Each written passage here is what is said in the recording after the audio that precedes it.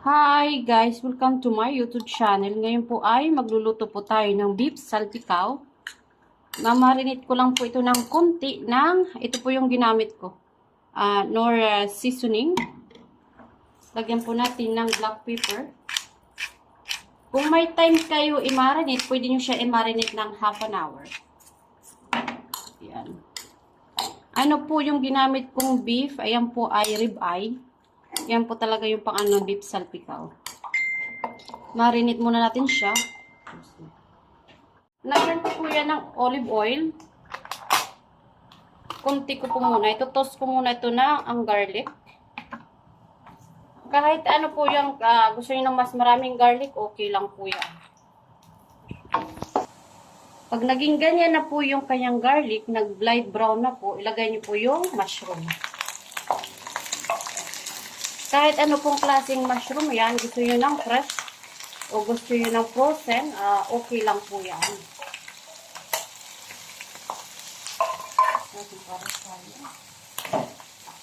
Then, lagyan po natin ang black pepper.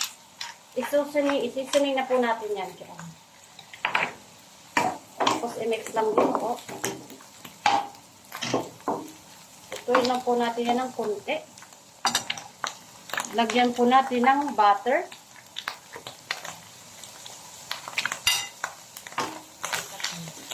Ayan, pag natapos na nito, ayan, itatransfer muna natin siya sa plato. Ang butter. Ito toast muna natin yung may mga taba-taba.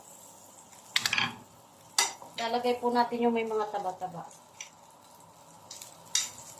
Para po mag-ano yung taba niya. Okay. Ito po yung may mga taba-taba. Ipapa-brown ko po yan para po malasa po din yan. Pag ganito na po siya, tatanggalin na po natin yan. Yung second batch. Para po siya ay mag-light brown.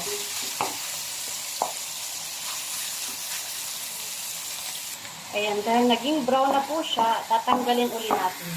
Lalagay lang po natin siya sa gilid. Then, ilalagay natin po yung the rest. Kailangan lang po sila mag-brown para mawala po yung mga dugo-dugo nila. Kunting butter. Kunting butter po i-add natin. Madali lang po gawin po siya. Pwede po din yung gamitin yung sirloin. Okay din po yun. Pero mas ano ko po talaga yung ribeye. Mas pricey lang po talaga ang ribeye. Pero masarap naman din po. Okay lang po yun. Yan po ay nagkaroon brown na po yan. Pero ano pa po natin yan ng konti. Para yung taba po ay maging masarap din. Okay na po. Ilagay na po natin lahat.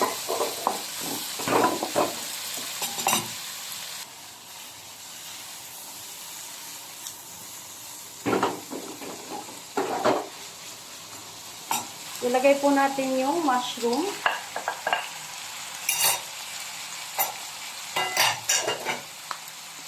Ilagay po natin yung butter ulit.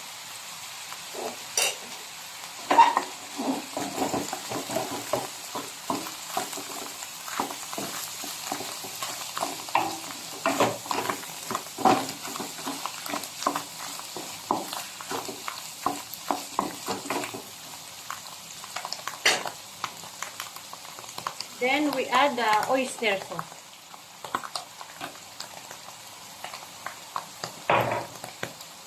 Yung oyster sauce po talaga yung nagpaano dito.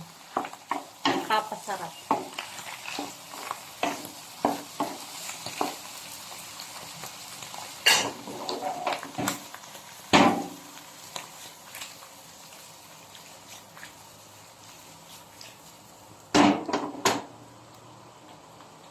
Add ko po natin. Ubusin na lang po natin ito.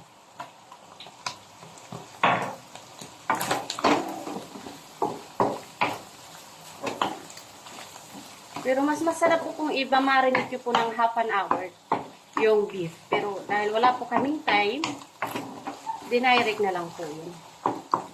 Masarap din naman po yan. Siyempre, kailangan dadagdagan ko pa po yan ng butter.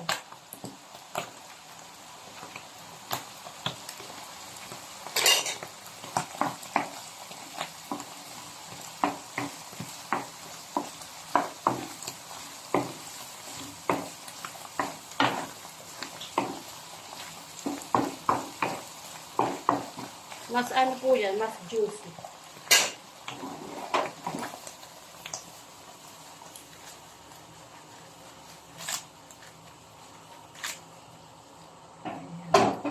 Ayan po ay ano na po yan, done na po yan. Po natin dito.